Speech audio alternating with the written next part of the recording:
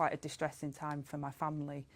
I have a court order that was in place around confidentiality regarding my son, my family and my divorce proceedings that happened in 2023, and therefore wasn't able to give a full account of the circumstances of our complex living arrangements. That order was lifted last night. I applied to have that order lifted so that I could give people the information. In 2020, my son had an award, and a trust was set up by the court to deal with his finances as part of that award with a legal trustee.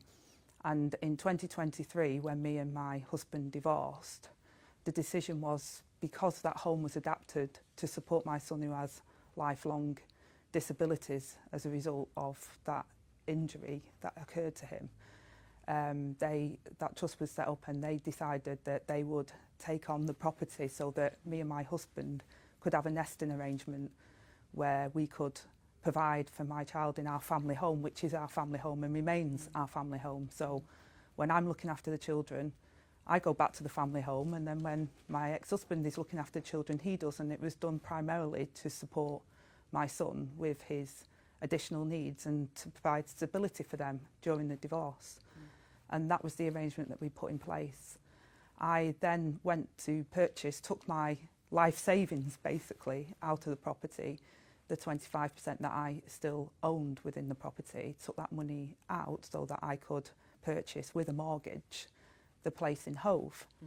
And I took advice on that, and I relied on that legal advice that I received that said that I was liable to pay the standard stamp duty. Subsequently to that, with all of the media reports that have been coming out, I took expert counsel advice on all of my affairs to ensure that everything was done proper, and that expert counsel said that the advice that I received was inaccurate because of the trust. I don't own the property, that is true. I only own one property that is mortgaged, like most people, but because of the nature of the trust that was set up by the court, that I would be liable to pay the additional stamp duty. As soon as I knew that that was the case, I have alerted and referred myself to the independent advisor on the ministerial code to ensure that they can look transparently at what's happened, and also contacted HMRC to say that there is additional tax owing on this, and that I'm prepared to pay that and fully comply with the HMRC as well. Okay, so Deputy Prime Minister, so what's happened is you thought you were not liable, or you thought you did not have a financial interest in Ashton because you put it into a trust for your son, who is presumably under 18. Yes, correct. And then you have taken your equity out, you've bought a home in Hove, you thought that was your main home, you paid standard stamp duty on, and now you've been informed by an expert counsel that actually that is classified for tax purposes as your second home, and you are liable for additional stamp duty. Well, when I purchased it, I relied on the advice that I received from lawyers. Yes. Therefore, it's obviously not my main residence. Yes. And therefore, I pay the additional premium because it isn't my main residence, even though I only own one property. There are very different rules to council tax as they are to the rules around stamp duty, etc. But I took and relied on that advice, and that advice was wrong, and now you are. Was wrong. So the accusations that you didn't pay enough stamp duty on Hove, they're actually accurate. You didn't. They are accurate, but they're accurate in a different sense. I think the accusations were that I'd set up a trust or I'd flipped it to try and avoid paying it, but actually the complex area of the trust, which the advice that I relied upon didn't pick that up. The leading tax counsel, who has subsequently looked at it, has gone into that and has said that actually because of that, it did remain my sole property, and the trust wasn't set up as accusations have been made for me to try and flip or dodge tax or anything. So you weren't of that trying to nature. dodge tax? No, the trust was set up by a court to provide for my son after an injury. Angela Rayner. Well, it's been reported, that Angela Rayner has apparently admitted that she didn't pay the right amount of stamp duty on the purchase of a second home, and has referred herself to the independent advisor on ministerial standards. So the Deputy Prime Minister, who's been raging about the perils of second homes because they drive up people's property prices. And people who own them are Tory scum. Tory scum. Yeah. So we know that she told Brighton and Hove Council when she bought this property that it was her principal residence. Funny that, when it's 260 miles from her constituency. Yes. Then she saved £40,000 council tax. Well, I think everybody said throughout this whole imbroglio that she's done nothing wrong. But I have to say, it was an incredible coincidence that the property up in because under Lyme happened to be exactly the same. 650,000. So to avoid it. Look, Andrew, we don't know that she's referred herself to the Independent Standards Commission. Well, it's very, very widely reported right now. Obviously, we're on air, so I haven't seen. No, but that has been speculated. It wouldn't be the first time that GBNews got in ahead of everybody else. I mean, I think you got the data.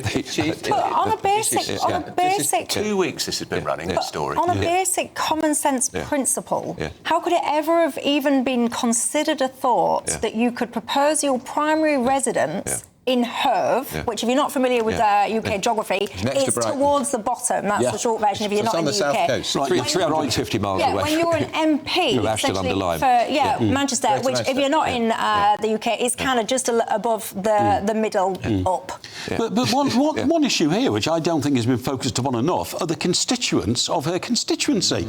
Because if I've got it right now, she's no longer got an interest in the constituency home because she and her husband own it, her former husband, they're divorced. He got his half, she got hers. She took that money and put that down as a payment on the Hove property. So if I was a constituent of Angela Rayner's, I would be mortally upset that the only two properties that now seem to be focusing are one on the south coast, a luxurious £800,000 next to Brighton, and this massive baronial grace and favour home in the centre of London. It was once lived in by Sir Winston Churchill. Exactly. Well, and John Prescott, so it's pluses and minuses, But look, the reality down by Michael Gove.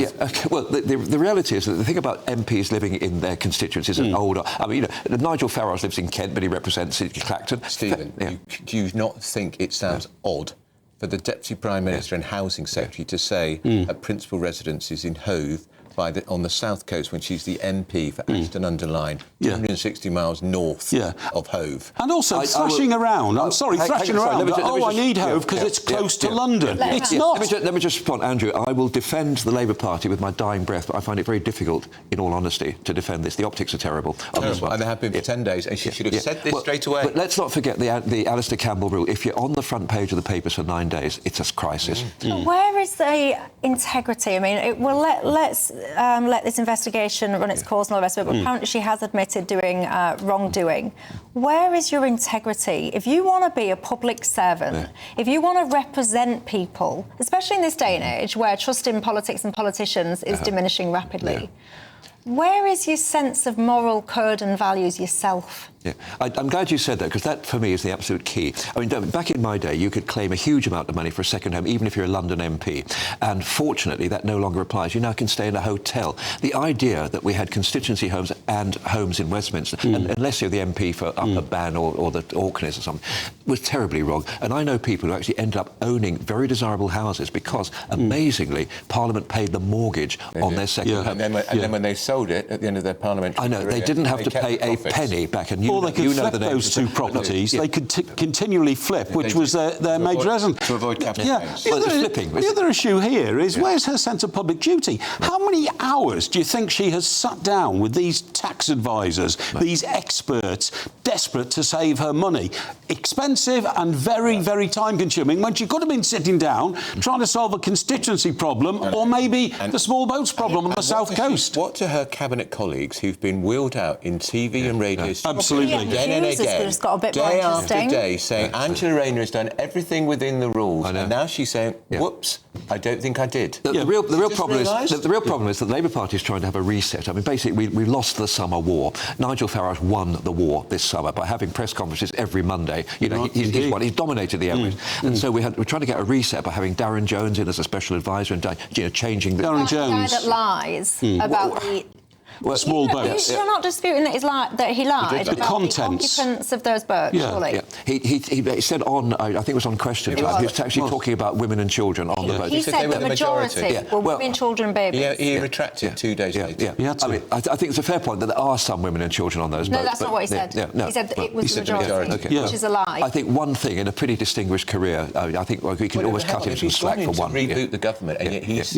Well, this is the point. So we're trying to get the reboot, and unfortunately, Angela Rayner is on the front page of virtually every newspaper that Zach Polanski's This has got to come to a head, hasn't it? Because as I think you've what commented... Michelle's just said, it is coming to the head. Yeah, but as Andrew commented this morning, these Labour MPs doing their round supporting Angela Rayner are now getting pretty fed up of it, aren't they? Coming out of the interview and saying, I can't keep doing this. I wrote this in the Mail today. A senior minister came raging up to you saying, I'm just fed up with this. Everything is all about Angela Rayner. We defend her, but we don't know the facts. Well, we know a few more now. Yeah. Absolutely. Well, we will know. One thing we do know for certain is that this whole situation will have just made PMQ a lot more interesting.